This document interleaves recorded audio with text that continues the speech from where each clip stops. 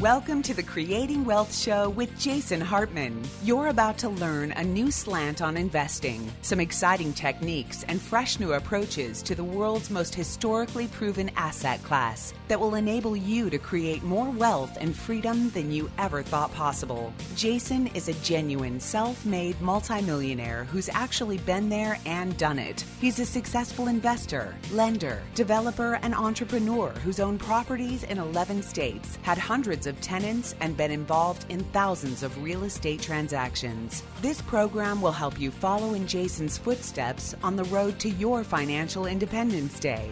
You really can do it. And now, here's your host, Jason Hartman, with the complete solution for real estate investors. Welcome to episode 1660, 1660, and you know what that means. Today is a 10th episode show, and our guest will be talking about a major cultural phenomenon, a global cultural phenomenon, for better or worse, and I say probably for the worse. But he'll be with us in a minute to give you some insights on that. But first, couple updates on the marketplace.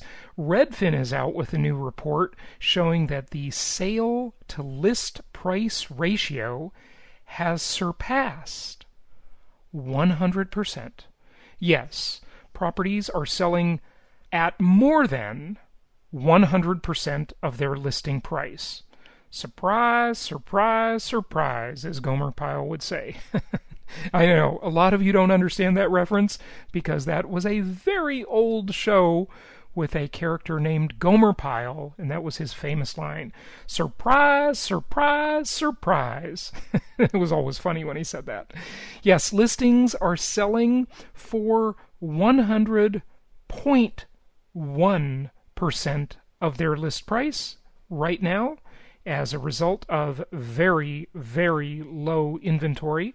Back on November 28th, they were selling for 99.5%, still very much incredible. Even to April of last year, right in the midst of the pandemic, we saw properties selling for, and I'm reading from a chart here, so I've got to sort of estimate the numbers when they're in between. I'm going to say that's 98.8%. Right around the typical temperature of the human body. Right there. That means you don't have a fever if you're checking your temperature.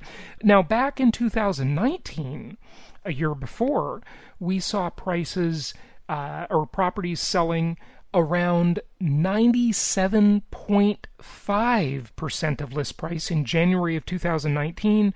In the middle of 2019, that number went up as inventory was declining, market was heating up to where at the highest point during that year we saw properties selling at about 98.6% of list price.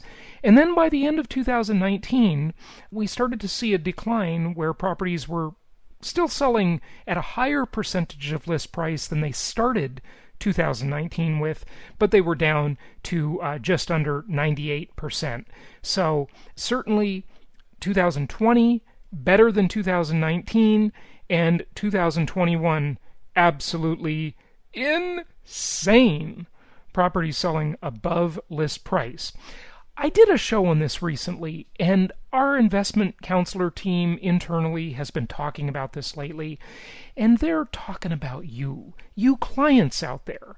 And what they're saying is they're saying that some clients are finding it hard to pull the trigger on properties because they want that coveted 1% rent-to-value ratio. Now, I was one of the early people talking about this, and I calculated the rent-to-value ratio as a percentage of value. Notice, the rent-to-value ratio, or the RV ratio as I call it, is not called the rent to what you paid for the property in 1994 ratio. No, it's called the rent to value, meaning current value ratio. And that is important because the current value recognizes an opportunity cost that you may not be taking advantage of.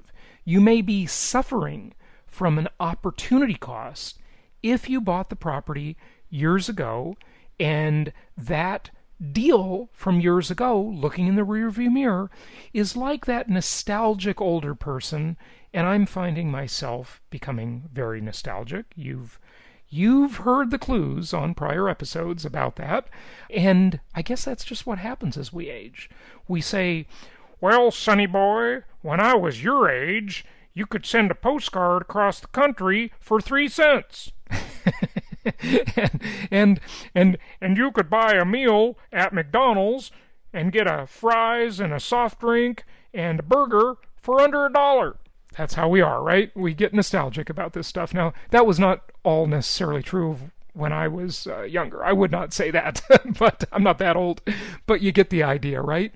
Well, look, the rent-to-value ratio that I established back in 2004 of that ideal rent-to-value ratio being 0.7 to 1% of the value, and at the time of a purchase decision, that's the purchase price, typically. Those are typically the same thing. Well, you might remember my somewhat recent episode on this, saying to you that the rent-to-value ratio now needs to be reconsidered, revised. It isn't valid at the same rate as it used to be. No, it's not. Why not? Well, let's go back and look historically at interest rates, because these two things are correlating in a big, big way. The 30-year fixed-rate mortgage on an owner-occupied property, in the middle of 2004 was 6.29%. Compare that to the rate you can get on an owner-occupied property today. Well, it's about half that. Okay, so what does that mean? Now, consider non-owner-occupied rates, which are always higher than owner-occupied rates. So if you looked back to 2004 and you said the non-owner-occupied rate would probably be 0.5 or 50 basis points to 1.25% higher than those owner-occupied rates. So that means an investor would typically pay around 7% for that 30-year fixed-rate mortgage. Still, actually quite a phenomenal deal, back in 2004. And now they can get a deal for about half that. So the interest rate making the principal and interest payment decline significantly, the P&I decline significantly, but the prices are higher and the taxes are indexed to the price, and insurance rates are higher because, this was a pre versus post Katrina world. And hey, Katrina is still with us. She just won't go away, that Katrina. She has really changed the insurance industry forever. Katrina's wrath. Hell hath no fury like a woman scorned, as Shakespeare said. So Katrina is still with us about 16 years later, and she has changed the face of the insurance industry. I'm talking about Katrina the hurricane. If you're a human Katrina listening, no, this is not about you. This is not about any Katrina any of you know. This is Hurricane Katrina, as I'm talking about that.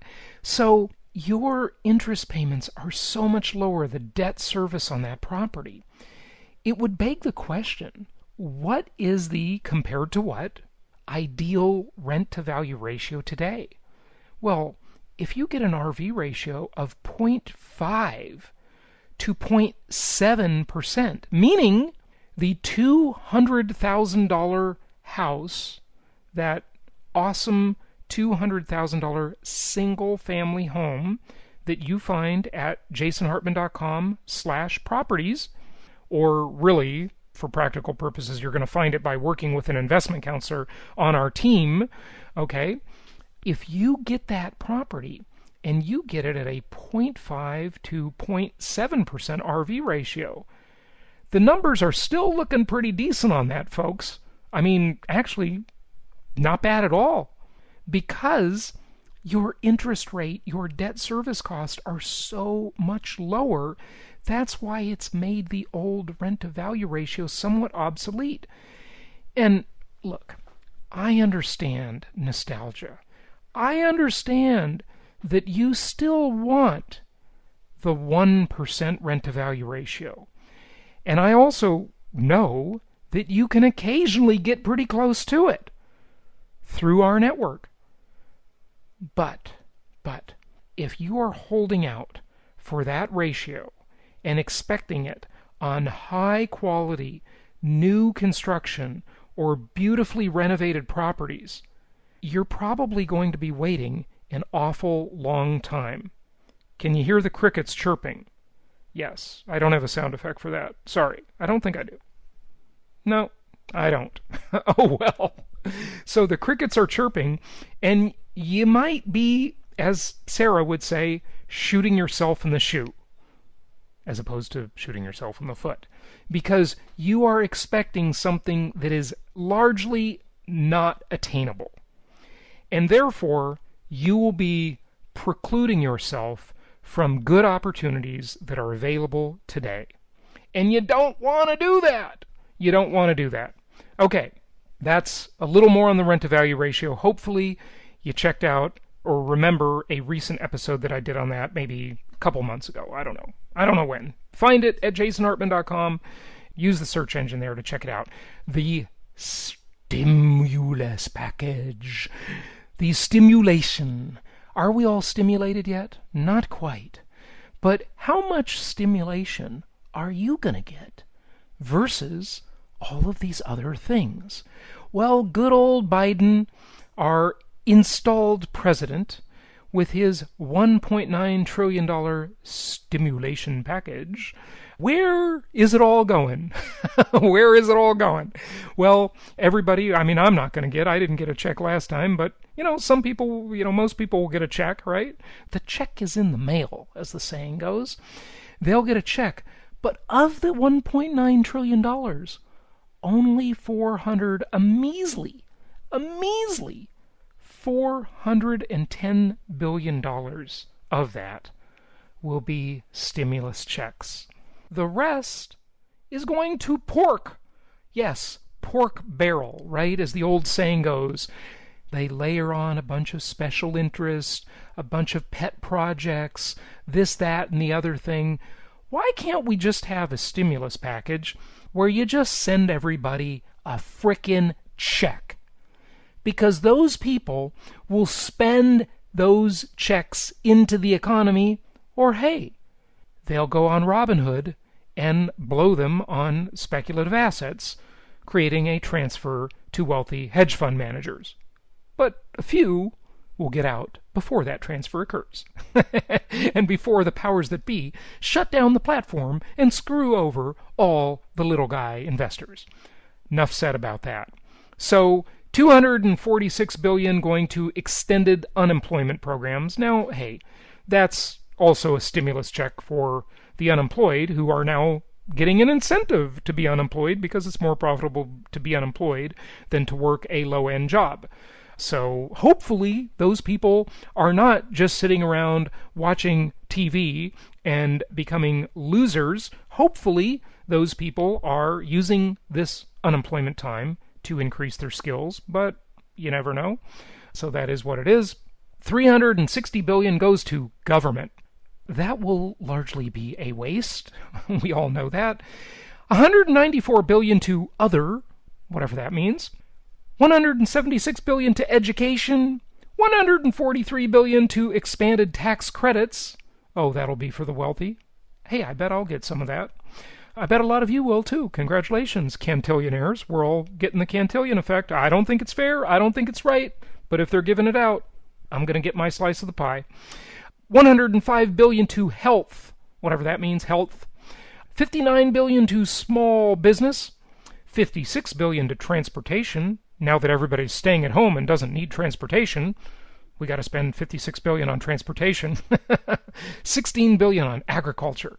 So you see that of the, let's call it $2 trillion, only 1/5 of that comes out in terms of checks to you. Yep. Okay, so our guest today is going to talk about this cultural phenomenon called wokeness, and part of that is this movement, this idiotic, stupid movement of these lawless morons to defund the police. Well, what do you know? It's backfiring. Imagine that. And our guest will be with us in a moment to talk about this, but let me just give you a couple of quick examples. And he's not talking about defunding the police the whole time. He's just talking about being a thought criminal and the cultural phenomenon of censorship and so on and so forth. Okay, so we'll get to that in a moment. But on the defund the police movement, this idiotic movement, look, I appreciate having cops around. I don't appreciate when the cops become abusive or they become tax collectors giving out tickets under the guise of public safety, which sometimes it is, of course, but a lot of times it's just a tax increase, right? But all in all, I like having law and order, and I appreciate the police. Okay.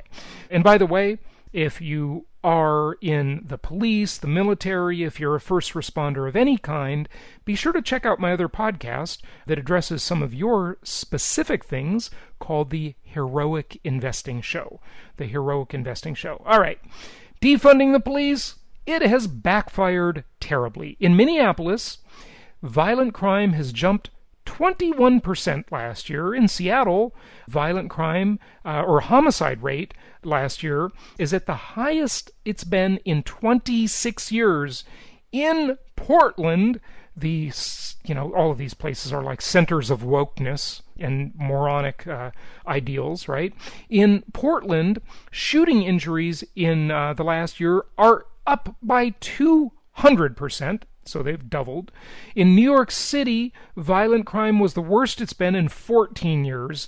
In Chicago, by November of 2020, the city surpassed 700 homicides. That's a 50% increase from the year before. And a few months into this year, Minneapolis, Chicago, and Portland are all backing down from their idiotic calls to defund law enforcement. All right, if you need us, reach out to us at jasonhartman.com or in the United States, 1-800-HARTMAN on the telephone. And here is our guest as we talk about a massive cultural phenomenon that you must be aware of. This is a 10th episode show, and on Wednesday, on our next episode, we'll be back with all financial stuff, all making money, all the time. But this is a 10th episode show, something of general interest. Here we go. It's my pleasure to welcome Dr. Michael Rectenwald, and he is a multiple New York Times best-selling author of several books, including Beyond Woke, The Google Archipelago, The Digital Gulag, and The Stimulation of Freedom, Springtime for Snowflakes, Social Justice and Its Postmodern Parentage, and the new book, Thought Criminal. Michael, welcome. How are you? Fine. Thanks for having me. Yeah, good to have you. Good to have you. So, what you're talking about is pretty darn timely. There's so much going on.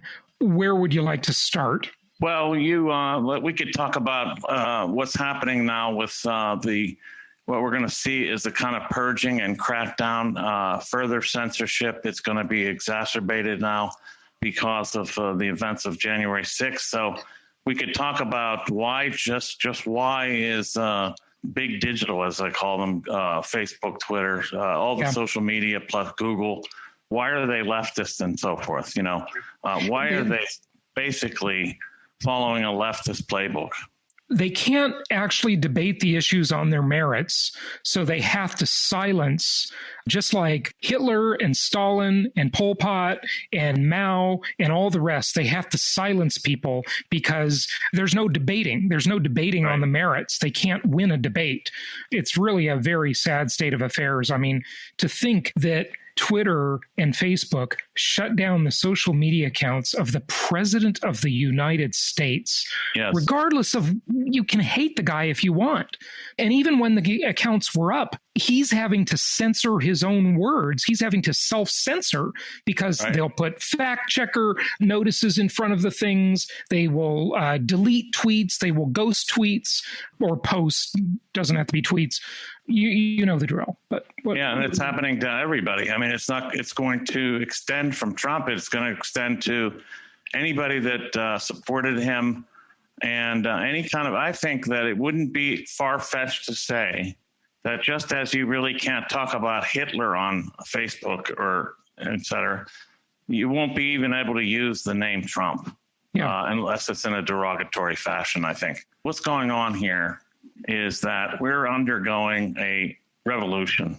And that is to say, this has been in the works for some time. What they're trying to bring about is a kind of socialism.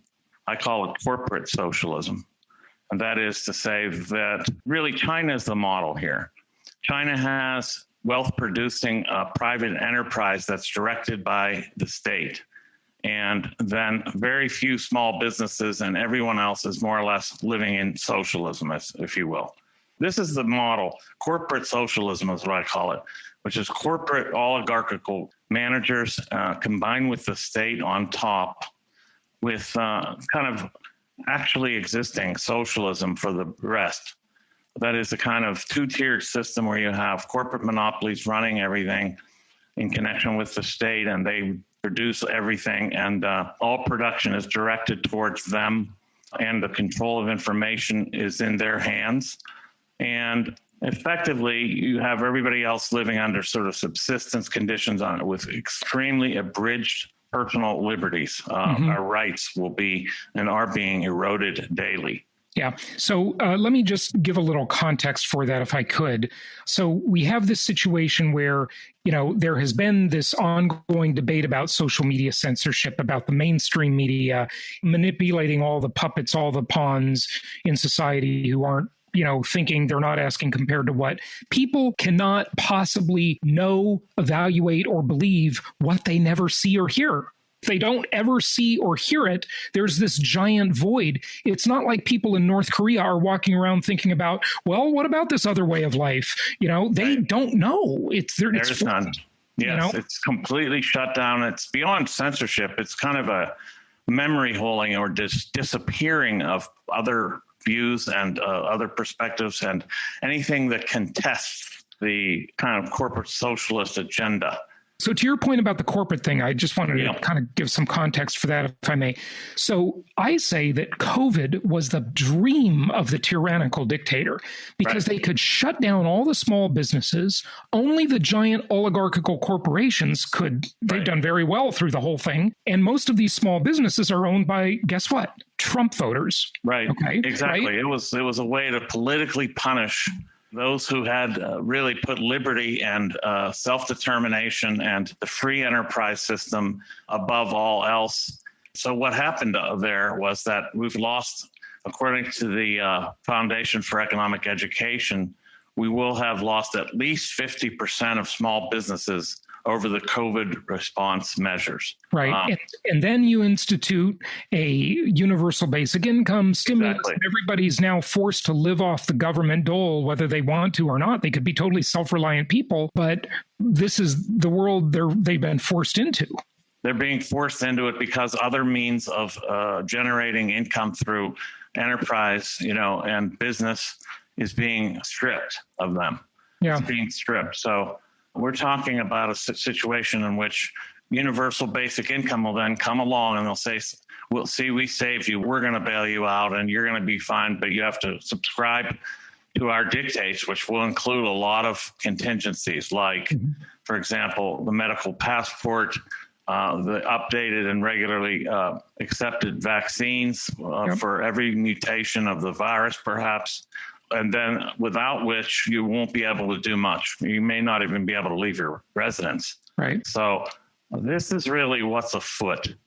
And so this is kind of a color revolution, really. And I'm not saying it's China is involved. I really can't parse out whether China is just a model for the globalists or whether they have major influence over them. But the two are working hand in glove. In effect. The Chinese do propagate a lot of propaganda here. They started the lockdown propaganda in the first place as a way of responding to the virus, but it's been picked up and run with by democratic dictators in these various regions, using cynically federal notion of federalism, in effect. They've used that as a way of instituting draconian lockdown measures that are just beyond decimating our local small business economies. And it's going to get a lot worse in terms of restriction of freedom.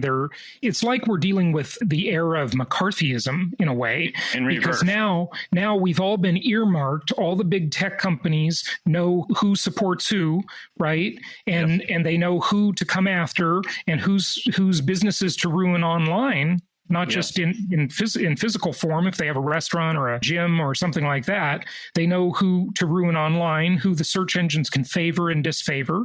And as soon as the universal basic income is instituted, which we both know it's coming, or, some version, we don't know exactly how it'll work, but it'll likely be in the form of some sort of expansion of the EBT program. That's how they'll deliver the money to people, or through literally a digital dollar, a cryptocurrency, a Fed coin. And that'll be on your phone. And guess what they'll be able to do? They'll be able to make your money expire on your phone. That's right. So you'd have to spend it in a certain amount of time. That's right. There'll be negative interest rates. They could say that you can't spend it more than 3 miles from your home. Right. They could geotag it. They could, say what you're allowed to spend on and not spend on. It's quite scary. Yes, a digital currency will be a means of total control, because they'll also be able to outlaw certain vendors that they can't receive digital currency. I wasn't thinking of it from the vendor side, just the consumer, but you're right. So centralized digital currency, or CDC. And, so all of this is coming together also along with the vilification, of course, of Trump and anybody associated with him. And the ripples will continue to go far out from his closest advisors, but it'll go far, far beyond that. So, for example, just recently, a football coach, I think in Georgia, criticized Stacey Abrams and was fired summarily just for criticizing Stacey Abrams and saying something about how they fixed the Georgia runoff election. Right. So lost their job. So we know about the book deal that was just canceled. I mean, your book. Ross Hawley's book was canceled. Yeah. So they're just going to cancel everybody that's not in compliance, and it'll take a while for it to ripple out to everything. Luckily, for myself, I have a small independent publisher that isn't going to cancel me. But how might they get to them? It's really hard to say. Maybe they'll be able to shut down their printing access, and other things like that. So there's always, or the distribution through Amazon, things like that. Of course, Amazon is a big player here, and they have benefited from all of this corporate socialism already to the tune of $50 billion, I believe. Bezos directly, that is in his private holdings.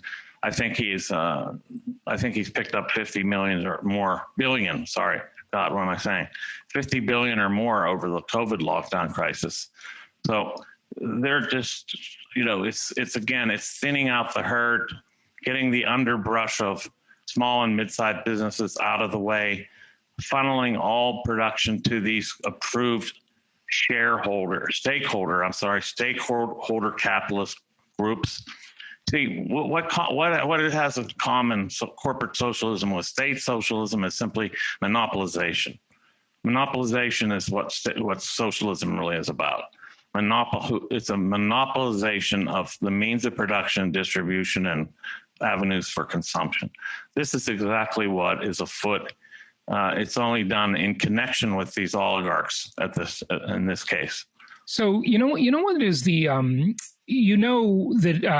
that they're leading the pigs to slaughter, right? Yes. So the leftists that wanted this and supported this, I say, are going to be sorry in 5 or 10 years. They'll be sorry. They're coming for everybody. Not just, they're picking one group now, but believe me, nobody is safe. These socialists who have been promoting socialism on the ground, they will miss the free market when it's gone, if it goes all the way out of existence.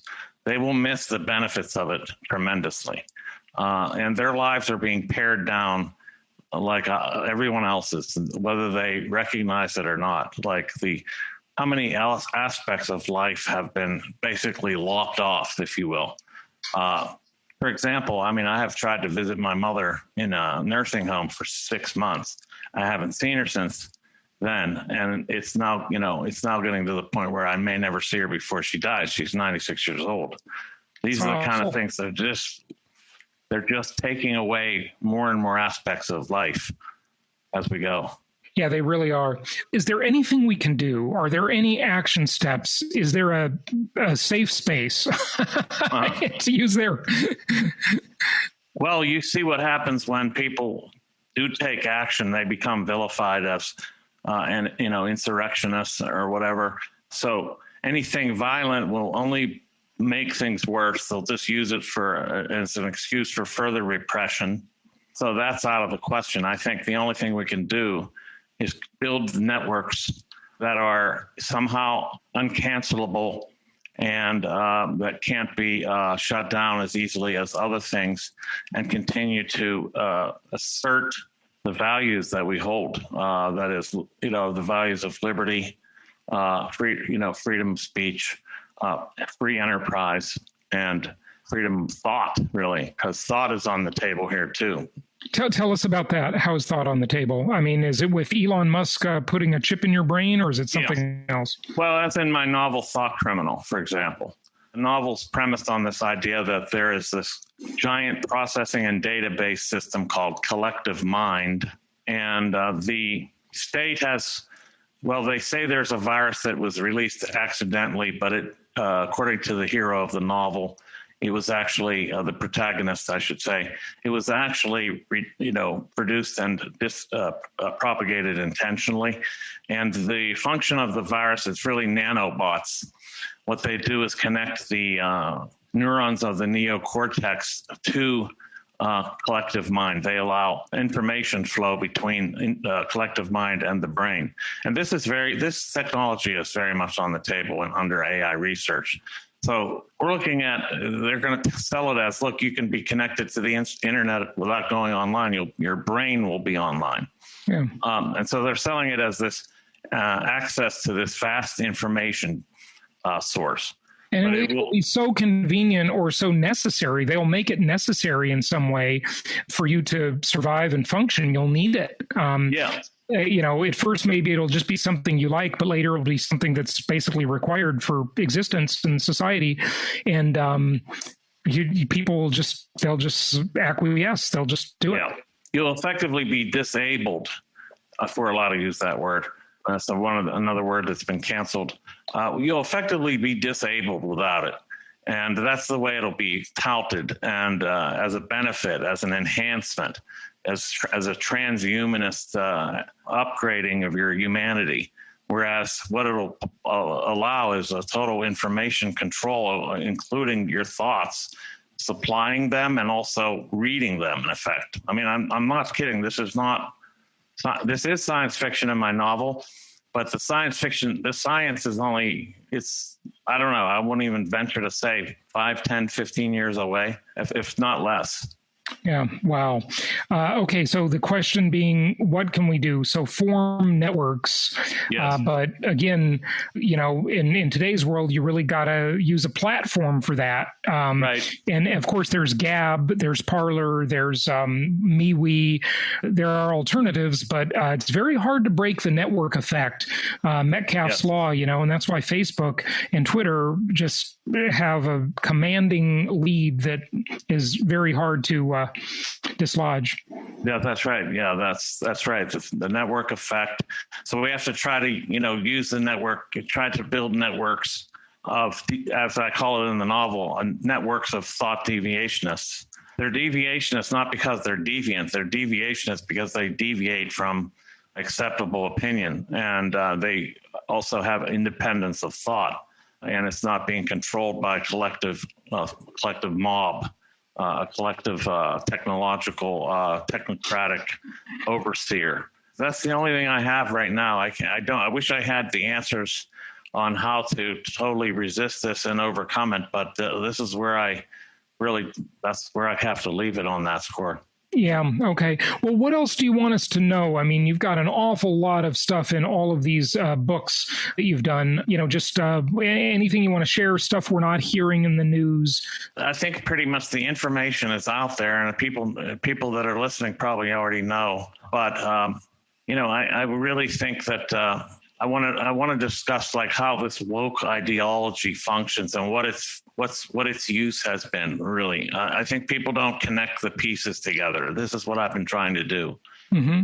So this wokeness is really the ideological component of all this. It is a means of course, the idea is that when you're woke, you become aware of social injustice, and so what really happens is you find that your whiteness has been given you this privilege that has been to the disadvantage of others, and that nothing you own or have achieved is really from your own merit. It's based on this privilege. So what does that set up? It sets up a situation in which this can be revoked. This idea of privilege is something that can be stripped from people. So that's why they figure it as such. So what the idea is here, this is the ideological component for making people accept reduced circumstances, reduced freedoms, and reduced potentialities. Wokeness is really about leveling us to this lower level, second tier, so-called equal, fair economy. And basically it is about stripping us of anything that makes excellence rewarded, that makes achievement meaningful, and makes life worth living, frankly. That's what wokeness is about. Yeah. It's interesting. It's also, and it's certainly not just whiteness. It's everything, anything right. You have that someone else doesn't have. It's going to be a guilt trip, and you're evil, and so on and so forth. But it's interesting that they want to glorify and reward these things that would normally be considered bad character traits, True. Right? If you're, look at, for example, the 7 deadly sins, right? Sloth, right? Gluttony, right? It's like they're greed. It's okay to be greedy if you're a corporate oligarch, but it's not okay to be greedy if you own a little small business somehow. Right. No. Somehow but if you're a news anchor that makes $4.5 million a year, that's okay. Right. But if you're a small business person who's trying to eke out $150,000, that's evil, right? Right, evil, absolutely. So there's been a differential application of this. Of course, these corporate oligarchs don't need to be woke. Their privilege is never really referred to as such, and their greed is fine. But yours is not. If you try to sell something online, they'll smear you for it and so forth. But also, this fatness. The idea that you can't fat shame people, that effectively saying that, they're promoting fatness as a virtue in effect now. Yeah, well, and the food companies love it because they get to give everybody obesity, diabetes, cancer, heart disease. They're basically killing the population, and of course, if we have socialized healthcare, that's just going to cost everybody more money too. Right, absolutely. So it locks people into this downward spiral, really, health-wise. They're, of course, eating processed foods and garbage. And they're really trying to make people addicted to all sorts of bad things. Yes. Right? They close the gyms, but right. I often wonder, the concept of workers' comp insurance, right? Like my company carries workers' comp insurance. And it's interesting that I have not heard of a lawsuit against Starbucks where their employees have sued them for workers' comp for making all their employees obese and giving them heart disease and cancer and diabetes. Yet every time I see a new person come to work at a Starbucks, a few months later, they're getting big. It's just like if you work there, you're going to eat the trash they serve, the poison they serve, and they're hurting you. They're injuring you at work. Why isn't there a workers' comp lawsuit against Starbucks? Well, Starbucks is too woke, so that would be... Yeah, that's right. Starbucks, but McDonald's or imagine working at McDonald's or Burger King or Wendy's or something like that. Well, those companies are evil because they're not woke, but Starbucks is woke, right? Yeah. Starbucks is woke, so they're immune. Yeah. That's part of the other way the wokeness works. It immunizes you. So what's the fastest way to keep from being called what's the best way to keep from being called a racist? It's to accuse other people constantly. Exactly. So you never have to look internally, look in the mirror. Yeah. Well, it keeps the tension off of you as well. Yeah. But those people will get eaten, some of them anyway, because this is a self-immolating ideology. I say that the bright side is that this can't work. It can't last for long because it'll fail. This corporate socialism, of which woke ideology is the ideological foundation, it can't work because there won't be enough wealth production and innovation to continue to support growth. In fact, the World Economic Foundation is actually anti-growth, anti-GDP growth. They're saying that we need to shrink the economy, right? Because the economy is destroying our habitat. It's causing global but none of those people, none of those woke people at the World Economic Forum are giving up their private jets. That's right. Never. They're big carbon footprint polluting private jets. There are multiple mansions in numerous locations that they have to travel back and forth to and heat and cool and construct. They just don't want you to have a car. But they've got their yachts that pollute like crazy. Right.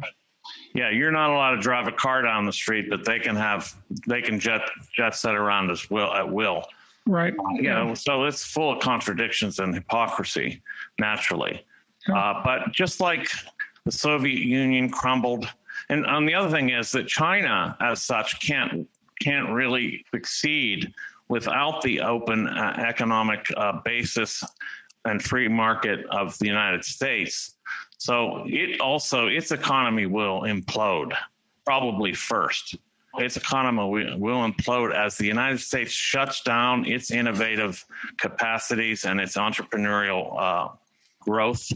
China will be the first to implode because they've been operating on Keynesian economics and effectively just trying to stimulate the economy with state spending without real production for any value for things that anybody wants. They got, buildings upon buildings just vacant, they're just producing and then just making money from exports, which will obviously eventually dwindle because there'll be less spending in the United States thanks to all this. So theirs is the economy that could crash first, and ours will be not far behind it.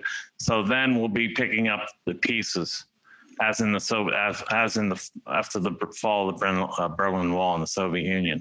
The only problem is that could take much longer than our lifetimes. That's unfortunate. I mean, the Soviet Union took 70 years to collapse, and yes. And this country's got a much bigger head start than the Soviet Union did. It takes a long time to destroy a country this big and successful. Yeah, that's true. Yeah, that's the other thing we have going for us too. Is we have a long history of and traditions of liberty and the value of individual rights and individual autonomy and self-determination. But the woke crowd has turned individual rights on its head, though. They've perverted the meaning of it.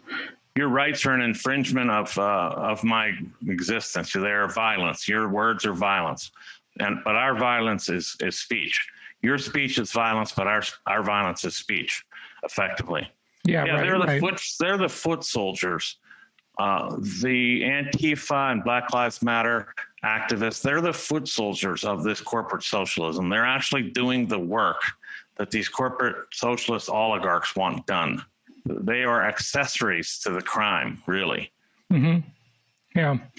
Yeah, they really are. So, gosh, I just don't. I don't know where to go with this. Like, what do we do? I'm sorry. Everybody wants to know what to do. How? You know? I mean, do you think? Oh, well, two things. Number one, do you think there will be any kind of a secession movement? Or I hope so. I mean, you know what's interesting. And before you answer that, just let me give you a little more food for thought there. It's interesting to see the cryptocurrency rise kind of alongside this, because so much of it is about economics and sound money, and that the crypto thing makes you free from the system. And I don't know. What do you think? I think cryptocurrency, as long as it's not centralized and controlled by the central banks, is definitely a way to build and continue to feed these networks that I'm talking about. It is a parallel system that could keep us from imploding altogether. Cryptocurrency is definitely one thing. Politically, secession is another. And decentralization, to basically drop out from the centralized system altogether. The problem with secession, in the sense that I can only think about it, and I think most people think about it, is that it's sort of a state by state concept, and everything's so mixed up. How would you ever get, I live in Florida, for example. Okay. And Florida is, I think a pretty well-run state. I like our governor. Now, you're the best run in the country. Yeah. And Texas also is the Lone Star state, but those won't secede because there's too many people in those states that are woke and, have this, so what, it's they're also not going to happen. Dependent on the federal government for income and benefits. That makes which is just the way they want it. Yes, exactly. That makes it much more difficult. Decentralization is the answer, obviously. How do we go about it is the question. Yeah. And I'm guessing you don't have a thought on how do we go about it, because I sure don't. I don't at the moment. I'm sorry. Yeah. It seems to be enough for me to try to understand all this in the first place. Yeah. And then to propose solutions is another matter, which I don't have at my fingertips at the moment. Right. What I wanted to ask you also, though, Michael, is what about the age? Is this like a millennial thing? Yeah. And if it's a millennial thing, I mean, I look back to the 60s and the way the baby boomers were back then, when I watch old movies about Woodstock and, Vietnam War protests and so forth.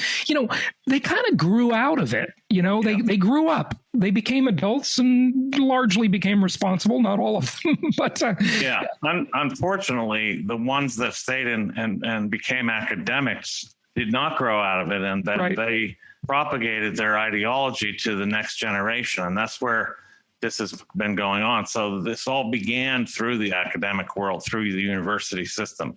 Yep. This indoctrination into socialist or woke ideology. It all starts there, and that's how you prepare the population for this kind of epochal shift that we're seeing.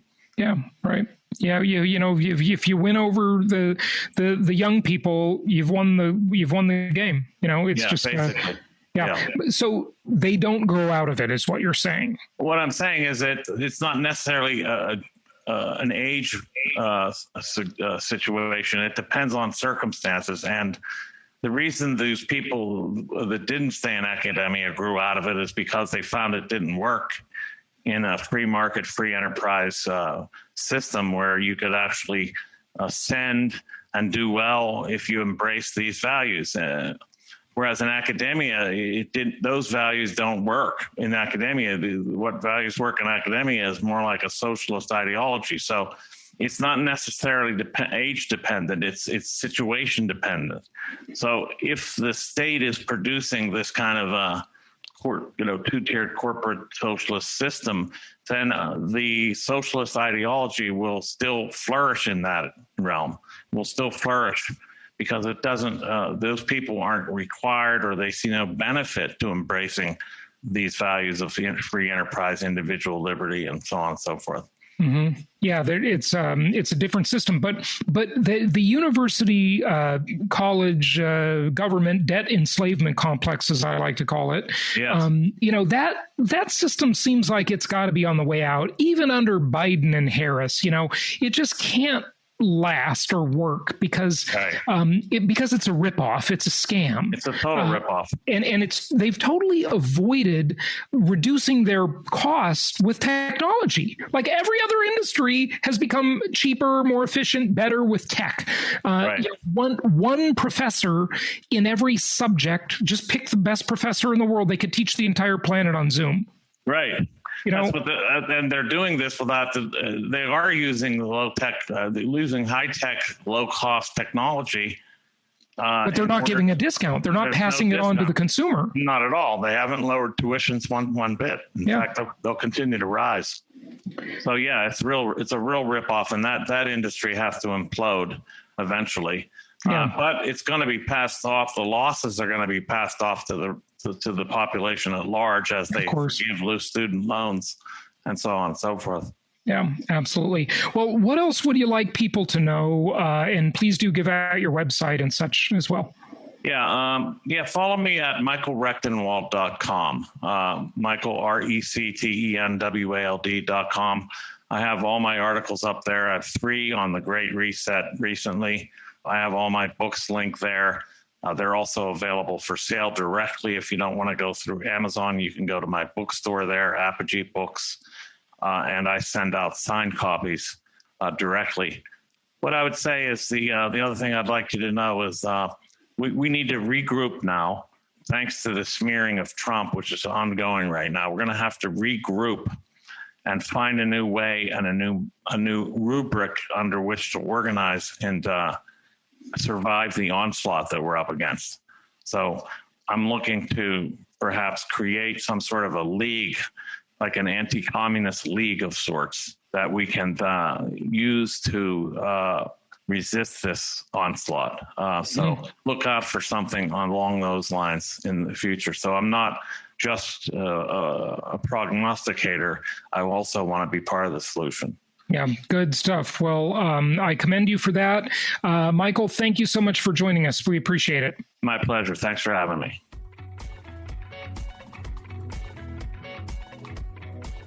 Thank you so much for listening. Please be sure to subscribe so that you don't miss any episodes. Be sure to check out the show's specific website and our general website, hartmanmedia.com, for appropriate disclaimers and terms of service.